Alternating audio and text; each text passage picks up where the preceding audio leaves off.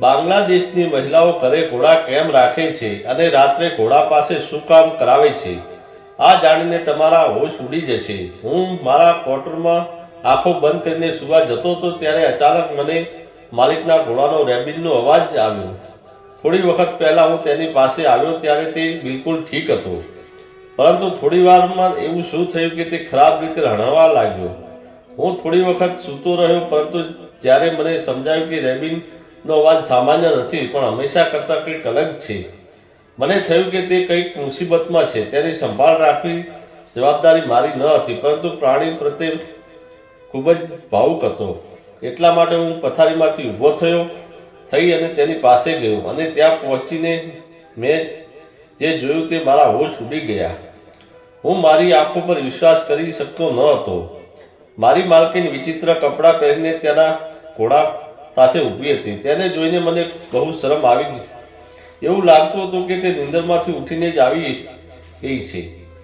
તે એક સુંદર સ્ત્રી હતી। તેના લાંબા કાળા વાળ તેની કમર સુધી પહોંચતા હતા અને ચાંદનીમાં તે પરી જેવી દેખાતી હતી। તેને ઘોડા પાસે ઊભી જોઈને મને તેના અંદાજ પર શંકા થવા લાગી।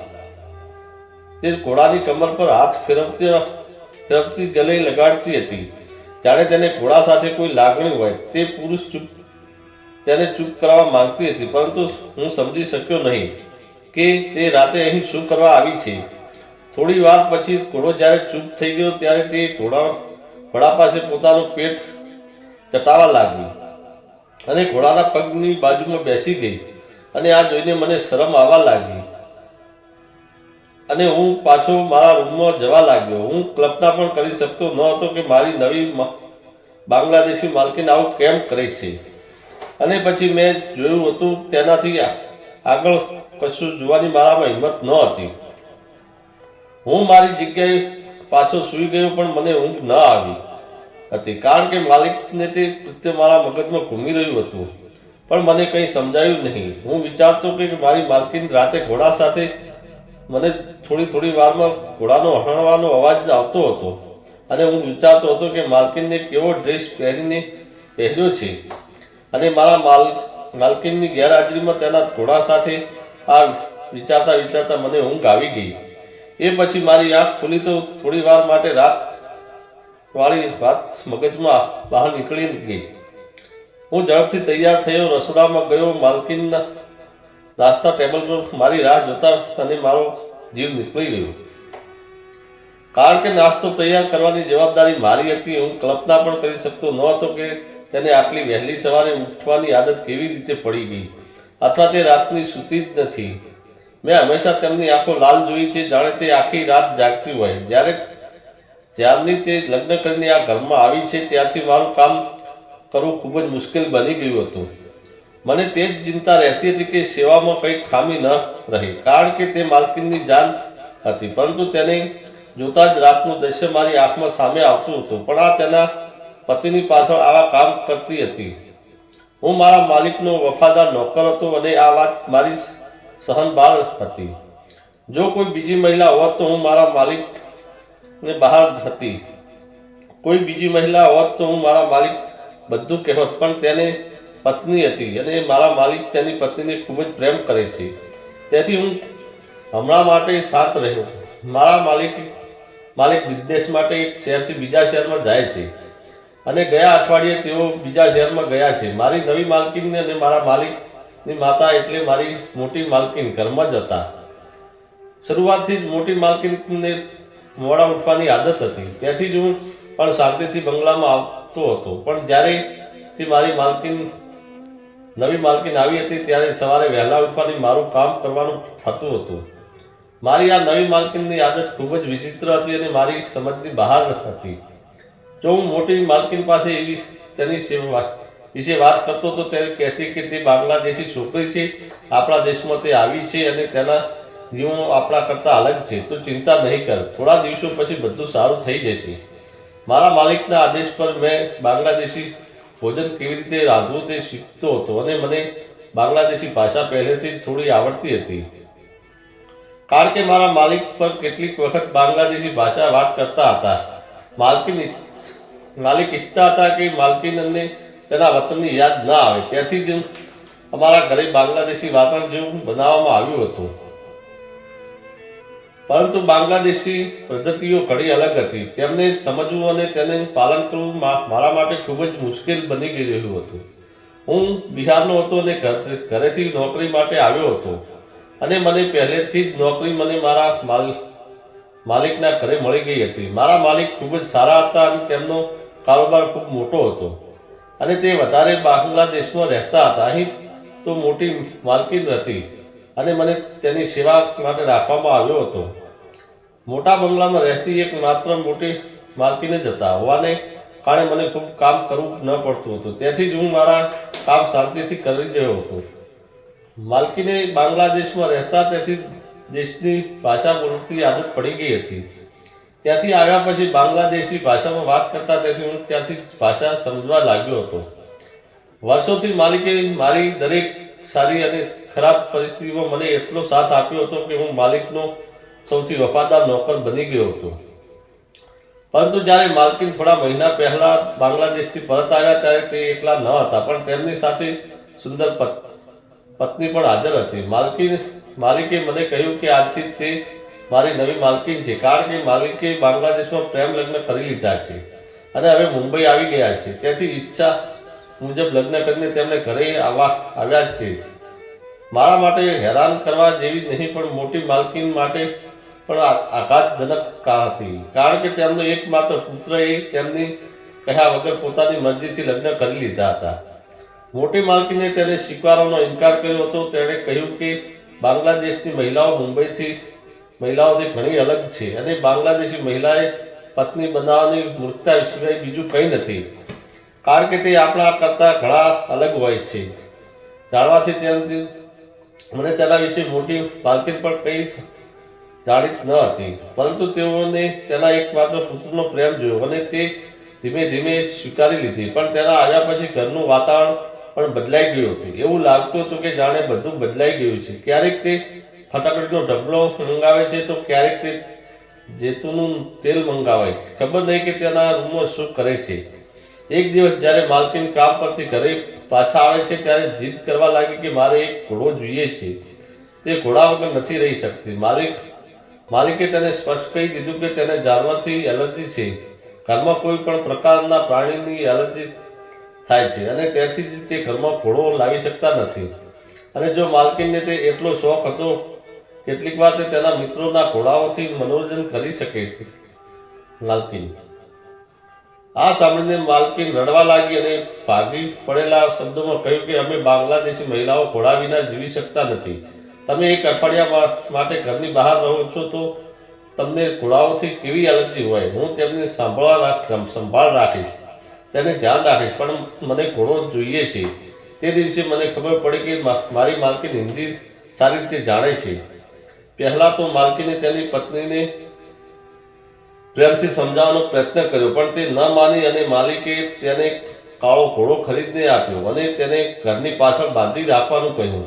નવી માલકીન ખૂબ જ ખુશ થઈ ગઈ અને તે એવી ખુશ હતી કે જાણે તે ઘોડો નહીં પણ ખૂબ જ ખાસ ચીજ હોય.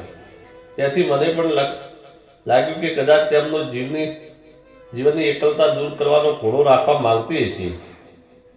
પછી બાંગ્લાદેશની મહિલાઓને ઘોડા રાખવાની આદત થશે, પરંતુ મને એ ખબર નહોતી કે તે સ્ત્રી ઘોડાઓ સાથે શું કરે છે. માલકીનને આવ્યાને માત્ર 15 દિવસ જ થયા હતા કે માલિકને પાછું બાંગ્લાદેશ જવાનું થયું. ત્યારે માલકીન પણ સાથે જવા માંગતી હતી, પણ માલિકે કહ્યું કે હવે તમારે અહીં રહેવાની આદત પાડવી જોઈએ, જેથી તમે આ વાતાવરણમાં સમજી શકો. માલિકની વાત સાંભળીને માલકીન અટકી ગઈ અને ઘોડા સાથે સમય પસાર કરવા લાગી. નવી માલકીનની આદત બહુ જ અલગ હતી. વહેલી સવારે તે ડાઇનિંગ ટેબલ પર બેસી અને તે અજીબ ચીજ ખાતી જેમાં તેને તાકાત મળે છે. જીવનમાં ક્યારેય કોઈ સ્ત્રી આવી ગરમ વસ્તુઓ ખાતા જોઈ નથી. જેટલી મારી માલકીન ઉપયોગ કરતી હતી તે સમયસર ખોરાક લેતી હતી અને સુંદરતાની પણ ભરપૂર ધ્યાન રાખતી હતી. જ્યારે પણ મારા માલિક પણ હાજર ન હતા તો તે હરેક સમય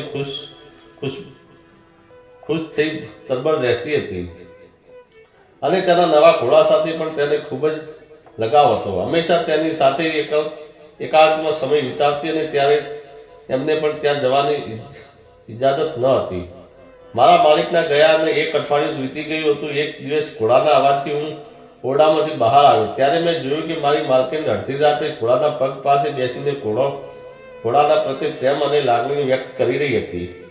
તે જોઈને મારા હોશ ઉડી ગયા અને હું આગળનું દ્રશ્ય જોયા વિના પાછો ચાલ્યો ગયો. પણ હું એટલો મૂર્ખ નહોતો કે માલકીન શું કરી રહી છે તે મને સમજાય નહીં. મેં વિચાર્યું હતું કે હું મારી આંખોમાંથી માલકીનનું સત્ય જોઈને જ રહીશ. પછી હું માલિકને આ વિશે વાત કરીશ. એથી વધુ શાંત કહેવું એ મારા વશમાં ન હતું. આગલી રાતે હું ઘોડાનો અવાજ સાંભળતા જ મારા ક્વાર્ટરમાંથી બહાર આવ્યો અને ગુપ્ત રીતે તેની નજીક ગયો. આજે પણ મારી માલકીન ઘોડા પાસે ઊભી હતી અને તેના કાનમાં કંઈક બોલી રહી હતી. એવું લાગતું હતું કે ઘોડો પણ માલકીનનું શું કહે છે તે સમજી રહ્યો હતો. અને પછી ઘોડો તેજી જીભથી માલકીનના મોઢે અડ્યો અને પોતાનો પ્રેમ વ્યક્ત કરવા લાગ્યો. માલકીન પણ પ્રેમ અને લાગણીથી ઘોડાને સંપૂર્ણ રીતે કાબૂમાં કરી લીધો હતો અને તેને અડતા અડતા તેના પગ પાસે બેસી ગઈ. અને આ બધું જોઈને મારા હોશ ઉડી ગયા. અને આજે રાત્રે મેં મારી પોતાની આંખોથી આખો કારનામો જોયો અને સમજાયું નહીં કે માલકીને આવી હરકતો કેમ કરી છે. આ માટે તેને માલિક પાસે ઘોડાની જીદ કરી હતી. મોટી માલકીનને સાચું જ હતું કે બાંગ્લાદેશી મહિલાઓ વિશે કશું કહી શકાય નહીં. તેઓ મુંબઈની મહિલાઓ જેવી નથી હોતી. પણ આજે મને મોટી માલકીનની વાતનો અર્થ સમજાયો. મારી માલકીને જે કર્યું તેવું તે ક્યારેય જોયું નથી. ત્યાંથી મેં મૌન સાથે આખું દ્રશ્ય જોયા. પછી હું મારા ક્વાર્ટરમાં પાછો આવ્યો અને હું વિચારી રહ્યો હતો કે મારે આ વિશે વાત કરવી જોઈએ કે નહીં. માલિકને આવવાનામાં 1 અઠવાડિયું બાકી હતું અને તે 1 અઠવાડિયામાં મારી નવી માલકીનની હરકતો હું જોવા માંગતો હતો. આગલી રાત્રે મોડ્યા સુધી મારી માલકીન ઘોડા પાસે બેઠી રહી હતી. પછી તે પોતાના રૂમમાં ગઈ અને હું પણ મારા રૂમમાં જવાને બદલે તેમના રૂમ તરફ જોવા ચાલ્યો ગયો. જ્યારે મેં બારીમાંથી દ્રશ્ય જોઈને મને આશ્ચર્ય થયું, કારણ કે માલકીને રૂમમાં ગયા પછી એક વિચિત્ર કામ કર્યું હતું. મારી નવી માલકીન કંઈક એવું કરી રહી હતી કે જે બરાબર નહોતું અને પછી તેમણે મધરાત્રિએ તેનો આશરો લેવો પડ્યો. મેં તેનું ઘરનું મીઠું ખાધું હતું. તેથી જ હું જાગીને તરત મોટી માલકીનની સેવામાં ગયો અને નવી માલકીન વિશે બધું કહ્યું. મારી વાત સાંભળીને મોટી માલકીને કહેવા લાગી, હું શું કરી શકું? મારા બાળકે પોતાની મરજીથી લગ્ન કર્યા છે. જો મારો દીકરો તેના વિરુદ્ધ કંઈ કહેશે તો ક્યારેય વિશ્વાસ નહીં કરે. આ દિવસોમાં મને જરાય ગમ્યું નહીં કે તે સીધી છોકરી નથી. તે મારા માલિકને પૈસા માટે જ લગ્ન કર્યા છે અને આજે નહીં તો તે કાલે તેને છોડી દેશે. મોટી માલકીનના શબ્દોએ મને વધુ પરેશાન કરી દીધો. ત્યાંથી નવી માલકીનને રોકાવાનો તેનો કોઈ ઈરાદો નહોતો. તેણે માનતી હતી કે આ રીતે તેના પુત્રથી દૂર થઈ જશે. પણ મારું ચૂપ રહેવાનું યોગ્ય ન થતું. દરેક વીતતા દિવસ સાથે હું માલિકના પાછા ફરવાની રાહ જોવા લાગ્યો, કારણ કે ઘોડાનો અવાજ મારા કાને આવતા જ મને ખબર પડી જતી કે માલકીનનું શું કરી રહી છે. મારા માલિકને ખબર નથી કે તેઓ કેવા પ્રકારની સ્ત્રીને આખું અઠવાડિયું વીતી ગયા. પછી માલકીન જ્યારે પાછા આવ્યા અને તેને માલકીનને ગલે લગાડી હું ત્યાં જ ઊભો હતો. પણ મને ખબર નહોતી કે આ વિશે મારે વાત કરવી જોઈએ કે નહીં. જો માલિક મારી વાત ન માને તો મારી 8 વર્ષની નોકરી જોખમમાં આવી શકતી હતી. અને જો તેમની પત્નીની આ વાત કબૂલ નહીં કરે તો મારું શું થશે? હું કેવી રીતે પોતાનો સાચો સાબિત કરીશ? સાંજે જ્યારે આરામ કર્યા પછી માલિક પોતાના રૂમમાંથી બહાર આવીને મને પોતાની પાસે બોલાવ્યો અને ઘરની વાત કરવા લાગ્યા. ત્યારે મને લાગ્યું કે માલિકને માલકીન વિશે સત્ય કહેવાની આ તક યોગ્ય છે અને માલિકે મારા પર વિશ્વાસ કરે છે. પછી મેં આ બધું વિચાર્યું અને માલિકને બધું જ કહ્યું. રાતના અંધારામાં માલકીન કેવી હાલતમાં ઘોડા પાસે આવે છે. મારી વાત સાંભળ્યા પછી માલિકે મારી સામે આત્મવિશ્વાસથી જોવા લાગ્યા અને કહ્યું, મને ખબર છે કે તે ઘોડા સાથે લગાવ છે, પણ તેની આવી હરકતો નહીં કરી શકે. આવું નહીં કરે. તેને શું મળશે? તે મને ખૂબ પ્રેમ કરે છે અને મારા જીવનમાં કોઈ વસ્તુની કમી નથી. મેં મારા માલિક સમક્ષ ઝૂકીને કહ્યું કે આ મારી વફાદારી હતી. ત્યાંથી મેં તમને બધું કહ્યું. પણ માલિક શું કરે છે, માલકીન શું કરે છે અને શા માટે કરે છે તે જાણવાનો મારો ઈરાદો ન હતો. મને ડર છે કે કદાચ હું મારું મોઢું બંધ રાખું તો તમને નુકસાન ન થાય, કારણ કે માલકીન જે કરે છે તેનાથી તમને નુકસાન પહોંચી શકે છે. મારી વાત સાંભળીને માલિક શાંત થયા અને તેમણે પોતાની પત્નીને બોલાવીને કહ્યું કે હું આજે રાત્રે બીજા શહેરમાં જાઉં છું અને ફરી એકવાર તારે એકલા રહેવું પડશે. હું મારા માલિકને સારી રીતે ઓળખતો હતો, તેથી જે તેની વાત સાંભળ્યા પછી હું સમજી ગયો કે તે બધું પોતાની આંખેથી જોવા માંગે છે. થોડા સમય માલકીન ચૂપ રહી અને પછી માલિક ઝડપથી બહાર પાછા આવવાનું કહેવા લાગી. રાતના અંધકાર પહેલા માલિક નીકળી ગયા અને ફરીથી મારા ક્વાર્ટરમાં પહોંચ્યા અને તેને મારા રૂમમાં માલિકને જોતા હું ચોંકી ગયો. પછી થોડી વારમાં ઘોડાનો અવાજ સંભળાયો તો માલિક રૂમમાંથી નીકળ્યા અને ત્યાં જોવા પહોંચી ગયા અને પોતાની આંખોથી તેની પત્નીને ઘોડાના પગ નીચે નજીક બેઠેલી જોઈને તો માલિકની વિશ્વાસ જ ન આવ્યો. તેની પત્ની આવું કંઈ કરી શકે છે. માલિક તેની પત્નીને પાસે પહોંચ્યા અને માલિકને તેના જોઈને તેનો ચહેરો નિશ્ચિત થઈ ગયો અને જ્યારે માલિકને ગુસ્સામાં પૂછપરછ શરૂ કરી તો તેણે બોલવાનું બંધ કરી દીધું અને માલિકનો ગુસ્સો વધતા તે રડવા લાગી અને પછી માલકીને એવું સત્ય કહ્યું કે જે સાંભળીને હું અને માલિક બંને ચોંકી ગયા. તેણે કહ્યું કે જ્યારે તે લગ્ન કરીને અહીં આવી ત્યારે તેમના માટે બધું જ નવું હતું. તેને અહીંયા રિવાજોની ખબર હતી કે ન તો આ દેશની આદત.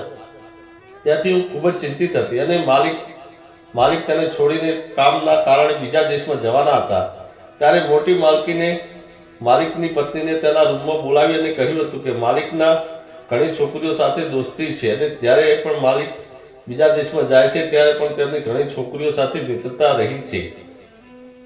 જો માલકીન જલ્દીથી સંતાન પ્રાપ્તિ ખુશ આપે તો તેમના સંતાનમાં માલિક પગની સાંકળ બની જાય છે.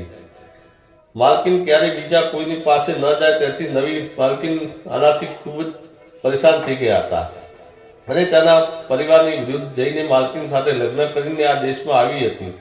અને આવી સ્થિતિમાં જો માલિક તેની સાથે આવું કરે તો તે લાચાર બની જશે અને આ વિશે વિચારીને તે ચિંતિત થઈ ગઈ. ત્યારે મોટી માલકીને કહ્યું કે જો તે ઘોડા સાથે પ્રેમ કરીને તેના વાળ કાપીને તેના ઓશિંગા નીચે રાખે તો તેને ટૂંક સમયમાં બાળક થશે. તેથી નવી માલકીન મોટી માલકીનની વાતમાં આવી ગઈ અને તેને થયું કે આમ કરવાથી માલિક તેને પોતાના કાબૂમાં રાખી શકે છે અને માલિકને ત્યારે ક્યારેય છોડી નહીં દે.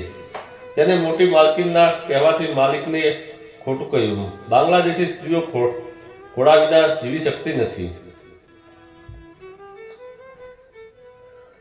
પત્નીની ખુશી માટે માલિકે તેને ઘોડો ખરીદી આપ્યો અને પોતે બીજા શહેરમાં ચાલ્યા ગયા અને નવી માલકીન મોટી માલકીનની વાતમાં આવી ગઈ અને ઘોડાના વાળ કાપીને અને તેના ઓશિંગા નીચે રાખતી હતી, જે સંપૂર્ણપણે અર્થહીન હતું. મારી મોટી માલકીનને ખબર હતી કે મારું ક્વાર્ટર ઘોડાના રહેવાની બાજુમાં જ છે અને હું માલિકના મામલામાં ખૂબ વફાદાર છું. જ્યારે પણ હું મારી માલકીનને આવું કંઈક કરતી જોઈશ તો હું ચોક્કસ માલિકને આ વિશે જાણ કરીશ. મોટી માલકીન સીધી રીતે તેને ઘરમાંથી કાઢી શકે નહીં, એટલા માટે તેમણે આવી રમત રમી અને હું પણ તેનો શિકાર બન્યો. જો માલિક પોતે જ આ સત્ય શોધવાનો પ્રયત્ન ન કર્યો હોત તો કદાચ તે પણ મારી જેમ જ માલકીનને ખોટી સમજી હોત. બધું સત્ય માલિકને ખબર પડી ગયું હતું અને હું પણ માથું નીચું કરીને માફી માંગતો હતો અને તેને મને ખુલ્લા દિલે માફ કરી દીધો હતો, કારણ કે તેમનો અસલી ગુનેગાર હું નહીં પણ તેમની મા હતી. મોટી માલકીનને પોતે કબૂલાત કરી હતી કે તે બાંગ્લાદેશી છોકરીને તેની વહુ માનવા માંગતી નથી. તે મોટા ઘરની છોકરી છે, તેની વહુ બનાવવા માંગે છે. મોટી માલકીનને વિશ્વાસ હતો કે તે બાંગ્લાદેશી મહિલાઓ સારી નથી, પરંતુ તેમ છતાં કંઈ પણ અશક્ય ન હોઈ શકે. નવી માલકીને થોડા જ દિવસોમાં મોટી માલકીનનું દિલ તેમના પ્રેમથી જીતી લીધું હતું અને કોઈ પણ મહિલા તે માત્ર એક પ્રેમ જ જોઈએ છે અને જો કોઈ પણ સંબંધમાં તેમને પ્રેમ મળે તો બદલામાં તે પ્રેમ આપે છે. અને આ નવી માલકીન સાબિત કર્યું કે પ્રેમ પૈસાથી નહીં પણ દિલથી થાય છે. કહેવા માટે હું એક નોકર હતો, પણ તે મારી સાથે ખૂબ જ આદરપૂર્વક વર્તન કરતી હતી અને તેનો ઘોડો આજે પણ અમારા બંગલામાં છે અને તે તેના પહેલાં કરતાં વધારે પ્રેમ કરે છે. અને તમે લોકો પણ એવું વિચારો છો કે બીજા દેશની મહિલાઓ વિશ્વાસ કરવા લાયક છે કે નહીં તે અમને કોમેન્ટ કરી જરૂર જણાવજો. ધન્યવાદ.